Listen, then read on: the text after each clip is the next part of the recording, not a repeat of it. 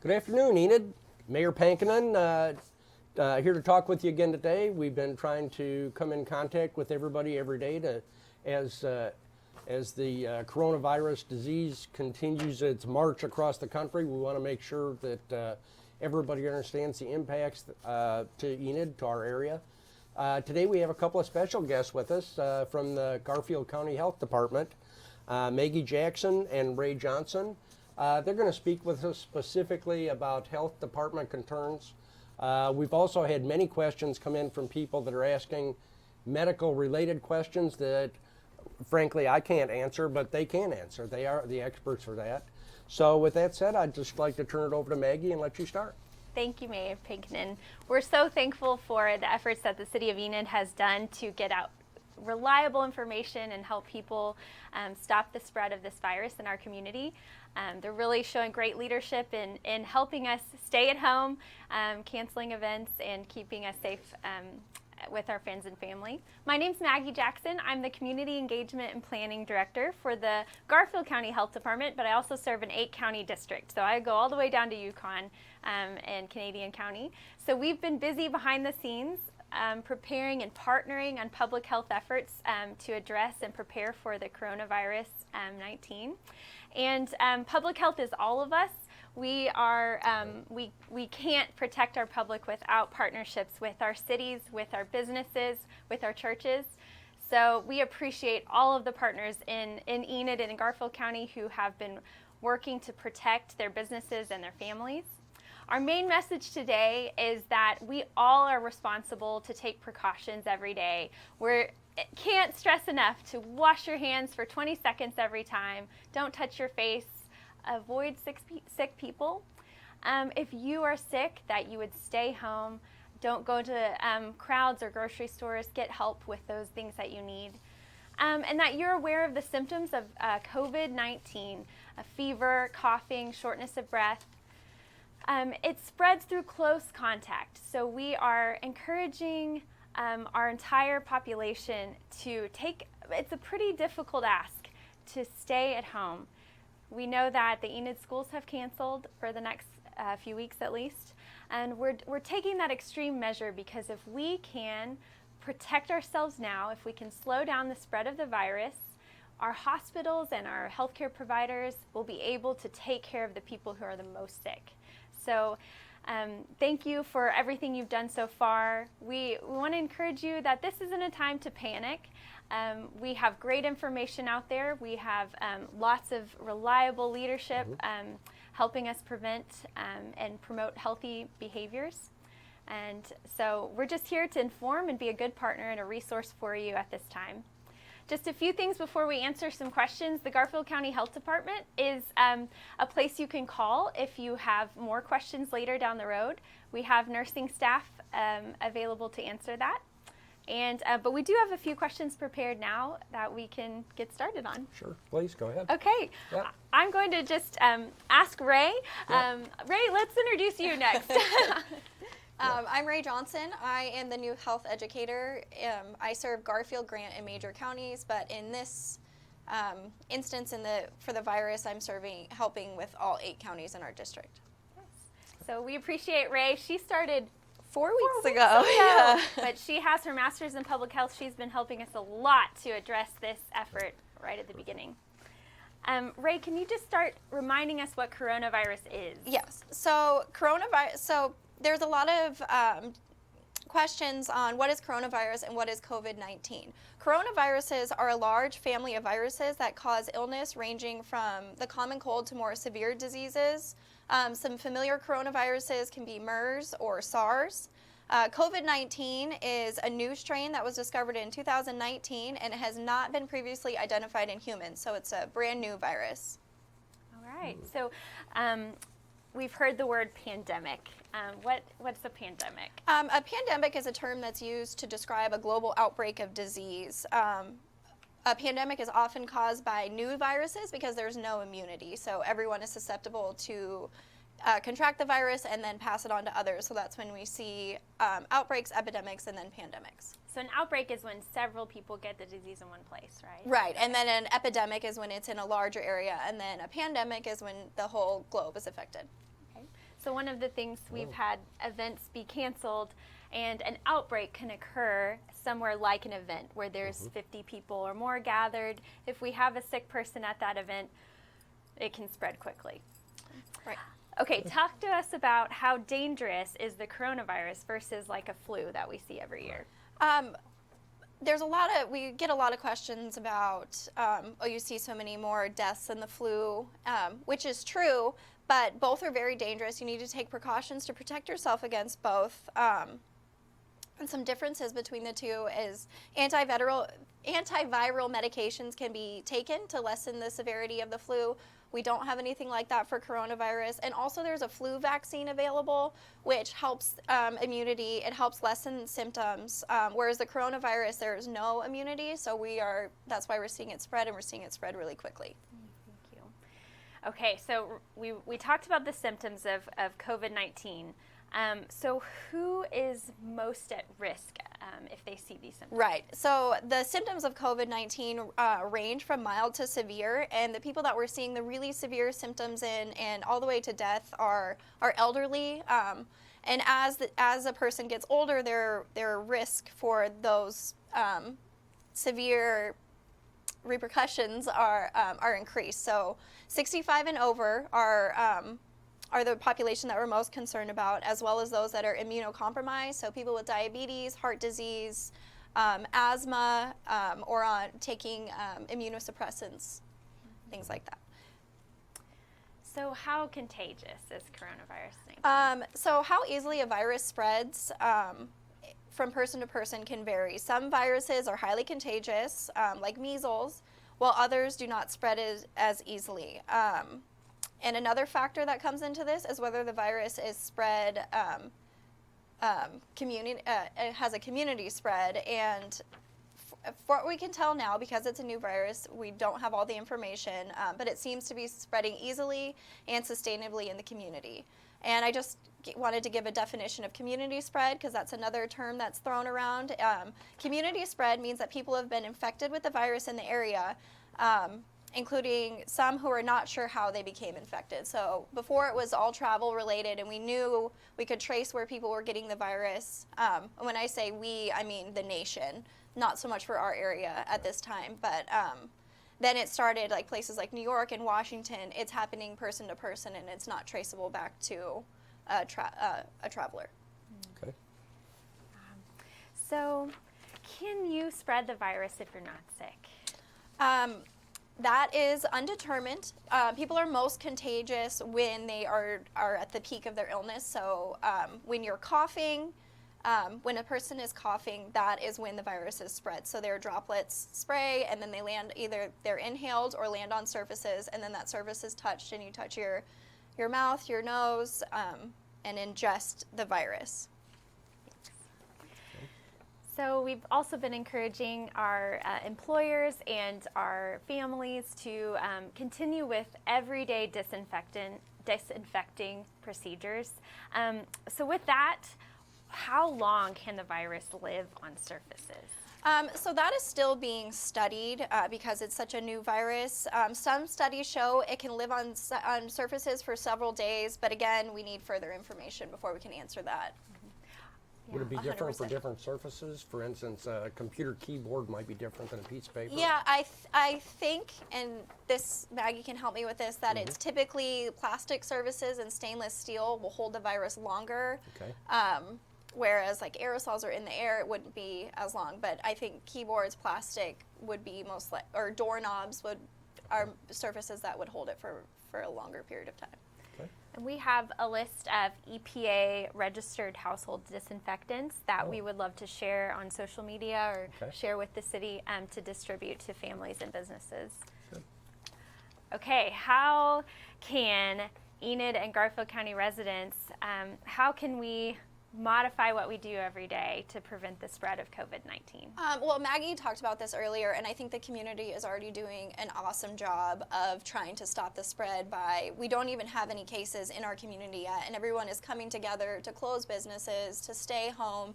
But the best way to prevent ourselves from illness is to avoid being exposed. So that's, again, it's thought to be spread from person to person, so that's avoiding close contact, so staying 6 feet away, washing your hands, not touching your face, and maintaining that social distance. So I've heard a lot of people ask if it can be passed on to animals or through animals. And yeah, that's a great question. That's another one of those that we don't have concrete evidence on yet. Right now, there's nothing to suggest that we can pass it to animals, but the CDC recommends that if you are ill, to avoid your animal, you wouldn't want to get your animal sick or them to then be able to spread the virus to others. Okay. Good. So if you feel sick, what can an individual do? So the first thing to do if you start to feel sick is if you're home, stay home. If not, go home. So self-isolate if you can. So if there's somewhere, you can see on the image there, I was laughing actually about this image before, the mom in bed and the husband out with the children. That would not be the case in my home. Kind of normal, right? Yeah, but so stay home, self-isolate, monitor your symptoms, and contact your doctor. So if you start to feel ill, stay home. And additionally, on the CDC website, they have, if you can see down there, they have the self-checker. If you click on that, you can, and it will ask you a series of questions, and based on that, it'll tell you, what you should do. But the main thing is if you have symptoms and then you start to feel any of these red flag signs, which I can go over right now, I guess, which are difficulty breathing or shortness of breath, persistent pain or pressure in the chest, new confusion or an inability to arouse, or bluish lips or face, then you would need to get medical attention immediately. Oh, sorry, I keep touching the mic. But most illnesses, most people that contract the COVID-19 will be able to stay at home and treat their symptoms at home. So we need to stay out of the emergency rooms and stay out of the hospital to save that space for the people that really need it. Okay, good. So when would someone really need to go to the hospital? Like if they had those emergency, the red flag signs, the shortness of breath, pain in the chest, confusion, and bluish lips or face. Okay. Fever, isn't it? Yeah, and the fever is the symptom, but in most cases with viruses, a fever isn't a terrible thing. It's your body fighting off the virus, and we classify a fever as anything that's over 100.4. Okay. And at that point, if you have a fever, then it's time to stay home. But if you're running a low-grade fever, you can treat that with ibuprofen, Tylenol. But it's not a reason to rush to the hospital, only if you're experiencing life-threatening symptoms. Okay. And I'll continue, sorry. No, that's good. Generally, people below the age of 65 that don't have any of those pre-existing conditions will be able to treat the illness at home, and it's best if they do. So we know that there's been one death in Oklahoma, and that was in Tulsa County. Right. Can you talk about what do we know about the death rate in general so far about COVID-19? Again, it's a newly emerging. We're learning every single day new information about it, but the early studies from China are coming out that people over 85 are more likely to experience the severe symptoms, including death. I think we saw a number that was 10 to 27% is the fatality rate. Are we talking about the fatality rate, right? Sure. Yeah. And then that decreases as people get younger. And remind us again how many cases are in Oklahoma. Oh, sorry. So right now we have 49 positive cases in Oklahoma, 538 negative, 374 pending cases, and 1 death. In Garfield County, we have 0 confirmed, but we do have pending tests. Okay. And I'm going to interject real quick. Sure. Quick introduction. I am Diana Hernandez. I'm communication assistant. I'm monitoring questions that are online and also additional questions. And are there any treatments or over-the-counter meds? We have heard that there are even HIV or SARS treatments that are being given. Is that true, or do you know? Again, when I say they, I mean the country are really testing every possible method, but there aren't any proven methods at this point.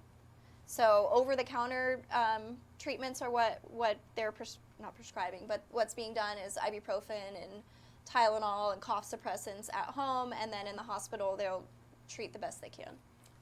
So most people will experience a mild illness, and so staying home when you're sick, taking care of yourself, drinking lots of water, all the things that we hear from our moms, drink your chicken soup. That's not official, but just taking care of yourself and resting is what most people will need to do. Okay. We had a question, how long does it take to get over COVID-19? And that's another thing that really varies. Studies are still pending on that, but we are seeing that, that symptoms last depending on the severity of the illness.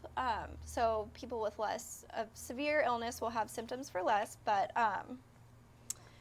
if you've had no fever for at least 72 hours and your symptoms have improved, and it's been at least 7 days since your symptoms first appeared, then you can probably say that the virus has run its course, but it's still important to stay home for those 14 days. Right. Okay. Good. So we have some people who may become ill in our community, and we'll address later our testing situation. But if you're a caregiver and you have someone that is ill at home, what are some precautions or some advice we can give to those who might be taking care of people at home? Sure. Again, it's important to stress that people who are mildly ill are usually able to isolate at home, but it's important to highlight some steps that you do need to take. So you want to separate your family members from others as much as possible. So the person with the virus should stay in a specific room. If it's at all possible, use their own bathroom. Avoid contact with pets. Call ahead before visiting the doctor. So hospitals and doctors here are working on all sorts of creative methods to see patients, where we can do telehealth or seeing them at the car. But if you do suspect that you or a loved one have COVID-19, don't walk into the emergency room and don't walk into your doctor's office. You can wear a face mask. Should someone that's not sick wear a face mask? No, save the face mask for the sick, and in public it's not necessary. The CDC does not recommend that you wear a face mask at this time. And avoid sharing personal household items. We talked about this earlier, but it's really hard to do with little kids. I have little kids, but everybody should have their own cup. No, not sharing food, sharing utensils, sharing other household items. Okay. And extra cleaning for all high-touch surfaces, so your doorknobs, your counters, any kind of surface that gets a lot of traffic. And just if you're caring for someone at home, like we were discussing, monitor the symptoms. As long as they stay mild, you're okay to stay at home, treat at home. If they do increase, call the doctor, and in emergency situations, call 911. But it's important to let EMS know that there is a possibility of COVID-19, because they have steps that they need to take to keep themselves safe. So if you cannot get a test, but you suspect you might be exposed to COVID-19, maybe you knew of a case in a different community, should you self-isolate? And if so, how long? That's a different question. Yeah, sorry. So can you ask me that again? Sorry. Yes. So I am asking if you've been exposed to someone that either you know was positive for COVID-19, or you were at an event where someone might have been positive, what should you do then? Monitor your symptoms. So if you start feeling sick, developing a fever, then you need to self-isolate. But I think the exposure depends on the amount of exposure. You have to, as far as we know right now, the respiratory droplets need to be either aspirated or entered in your body in some way. So if you know that you were in a room with someone for a longer period of time, then you are at a high risk for developing COVID, so then you would need to stay home. But I think it kind of varies, and something that you can do there is call the the coronavirus call center at OSDH. If you want to put up one of those flyers, it has the number at the bottom. And also call your doctor or that self-checker, and that will help you determine what you should do. Does that answer? I think so. Okay. Yep. Yep. And we've had a lot of people ask about a vaccine for COVID-19. Do we know anything about a vaccine? They're working day and night to develop a vaccine, but right now we don't have anything, and that entire process can take about 12 to 18 months. So at this time, it's those everyday protective procedures of hand washing. Right there is the call center. There are people answering that 24 hours a day, I believe 7 days a week. But at this time, no vaccine, and because it is a virus, there are no antibiotics that you can take to treat for it. So it's prevention, hand washing, and then over-the-counter meds. The website that's pulled up is coronavirus.health.ok.gov. That's where we get the State Department of Health resources and information. So we recommend checking that website. It also gives us our latest numbers on cases. I did want to say that our health departments, our county health departments, we work with community partners and in every county to make a plan for distributing vaccine if one does come available. That's part of our role in public health, is to make sure if we needed to get medication or vaccine out to our population, we have a place where we would do that. Yeah. All right. Shortage of kits. That's one thing that a lot of people have talked about. We know that there are limited number of kits that are available. How is that distribution determined? If somebody just, I wasn't coughing yesterday, but I'm coughing today, I need to go get tested. We know that that's probably not true absent other symptoms. But who's determining when the limited number of kits are going to be used? Yes. Sure. I think we can both answer this. Or Sure. I'll start. I guess I just want to say that it's really important to remember that a result of a test does not change your treatment. So knowing whether you have the virus or not doesn't change how you would be treated, how a medical professional would treat your illness. They're treating the symptoms. There is no medication. So I know everyone wants to know if you have a positive coronavirus test or not, but that won't change Okay, the outcome. good. That's good to know. We know across the globe there is a shortage of the medium needed to test for coronavirus disease. So we are having to communicate with healthcare providers. We do that through a health alert network. And we're encouraging people to work with their physician first to determine if they have those high-risk symptoms. Right. And some of the categories of people that are being prioritized for a test are people over 60 years of age that have symptoms, people who have symptoms and a chronic condition that's been pre-existing, who are pregnant or who have a weakened immune system. All of those categories are getting a higher priority. Even still, the state health department and other labs are having to prioritize which tests are processed first. There was a recent partnership announced today with DLO, it's Diagnostic Labs of Oklahoma. They're going to increase the capacity. It's a private company working with the public health lab to process more tests. So 300 of those tests were sent to a lab in Dallas to help us with our capacity because they're just flooding in and resources are limited. And I know that our healthcare providers in our community have even a limited amount of test kits. So it is an unfortunate situation that we are dealing with as best we can. And like Ray said, we know that most people will have mild illness. So we are counting on our folks to stay home if they're sick. Stay away from the vulnerable folks, and so our physicians can prioritize the ones who have the most need. Okay. I have a question. Sure. Here on Facebook, someone asked, are there any kits available in Enid? Yes, we are in communication with our healthcare providers, and our facilities have a very, very limited number of the testing kits available. It is very limited, and they're all having to make those decisions to prioritize who is tested. But we know there are still some. Okay. Are there any other? Another one, have you seen larger cases of COVID-19 in younger groups, younger than 65?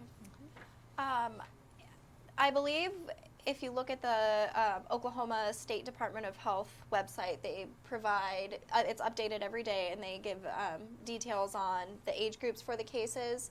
I think we had 2 in the 0 to 4 range, and then it was 20. I'm trying to remember this off the top of my head. So yes, there are cases in younger children. They can still contract the virus, but there is nothing to show in all the research done from the beginning of this virus that children are more susceptible, or in fact they have milder symptoms. Okay. Good.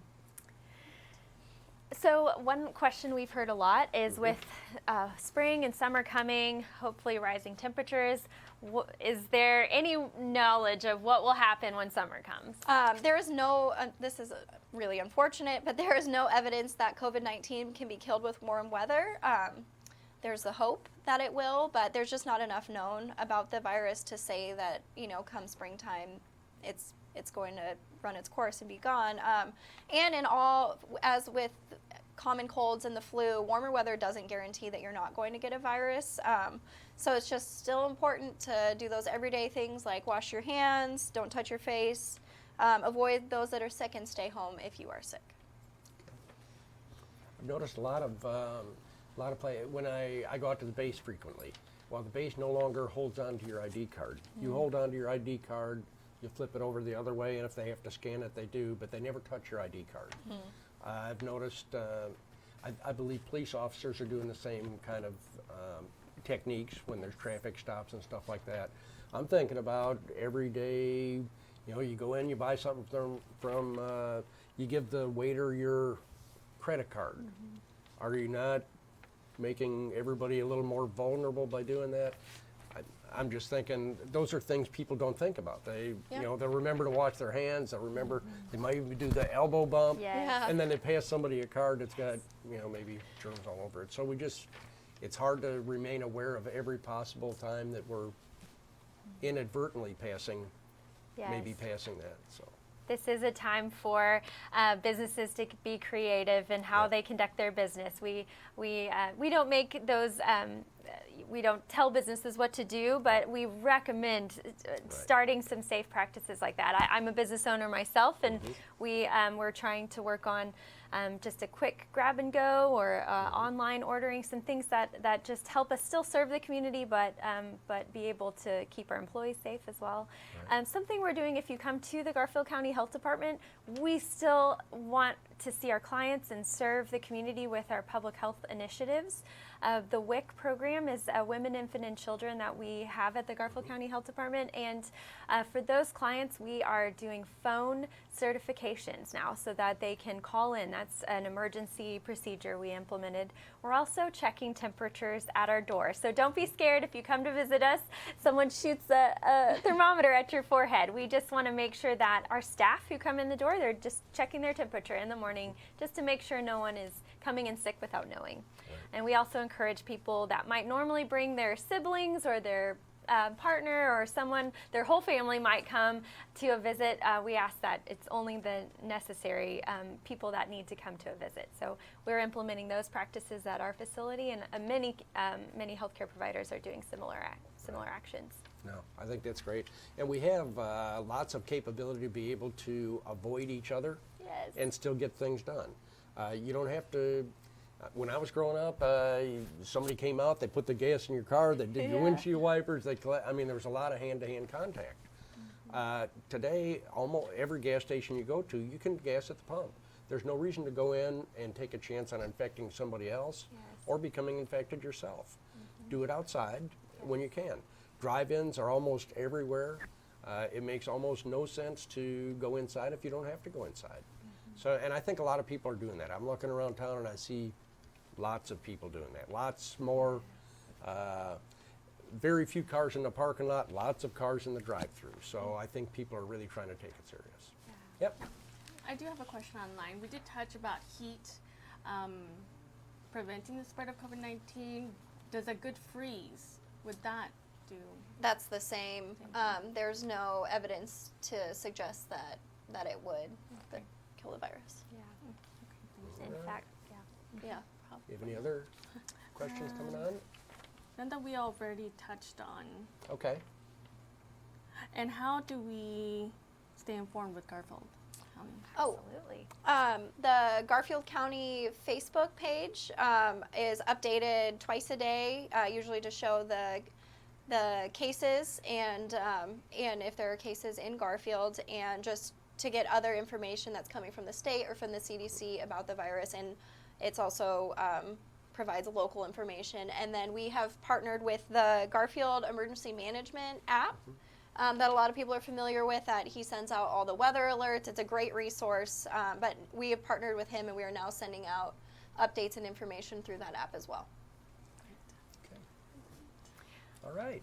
I think Yeah. one thing that Maggie Sure. and we wanted to talk about was Yeah. the mass gatherings and social distancing, and how Yes. those are really important for the people that are at risk to stay home, Okay. especially in groups over 10. This is such a difficult time. Yeah. We all, this weekend, we have church coming up. We have the birthday parties, weddings, things that, are so important in life. And it's a hard ask to ask people to postpone. My own daughter's birthday party, I'm Mine too. postponing. Both of us have talked about that. That's a really tough thing. But we know that churches are getting creative too. They're trying to broadcast on Facebook and online. And we just ask that we try our best to come up with creative solutions. And but in the meantime, check on each other. This is a potential time when people will feel stressed or confused. On our Facebook page, I don't have it in front of me, there's a disaster distress hotline that we've been sharing just as a resource for people who might feel mental health challenges, depression or anxiety surrounding this event. And we encourage all of us to reach out to our neighbors and friends through phone calls and texts, and check on each other and have fun together even while we're separated. Right. No, I think those are all very good points, and there's been a lot of responsible decision making made along the way. I think I'm very involved with Special Olympics from Oklahoma. They canceled it this year. First time I've only been involved with them for probably 30 years, but they've been doing it a lot longer than that. And to my knowledge, this is the first time they've had to do that. Hard decision to make? Definitely. Was it the right decision? Of course it was. And as time goes on, things are coming up that are very important. Birthdays are important, but they happen every year. How about your college senior that just finished up all the work to get done, finally gets to put the robe on and be Yes. proud in front of the family? There's going to be some tough decisions made there, but we need to get to the other side. We need to do it in a healthy way. Yes, we're all in it together. We are. Yeah. Ladies, thank you so much for joining us Thank you today. for having us. I think that's all we have for today. There We is wanted to- one more question. Okay, please. When it comes to social distancing and you are home, and how would you go about with family members visiting other family members when it comes to big families? What would you advise? So the large events, the recommendation has been 50 people, but when there's someone vulnerable in your family, we say no more than 10 people. That's been the recommendation. That I had my little nieces and nephew over last night, and I was counting heads and keeping everybody outside. But if there's someone in your family in that vulnerable group, over 65, immunocompromised, has a chronic condition, really they don't need to be in contact with many people. We got to stay 6 feet away if you do need to make a visit. So there's a lot of modification in home Yes. as well as in public. Okay. Yep. Well, again, thank you. We will plan another one Monday at 1:30. Is that right? Okay. So we'll have another guest. Probably not as good and well informed, but we're going to do our best. Now, there's lots of people that are involved in this, and all the viewpoints are important. There's experts in different areas, and we're going to try and have somebody else in Monday to help us with that. But thank you so much for what you do every day. I mean, this is tough times for all of us, and we really rely on the expertise that you guys provide. So thank you. Thank you, Mayor Pinkinen. Thank You you bet. for having us. All right.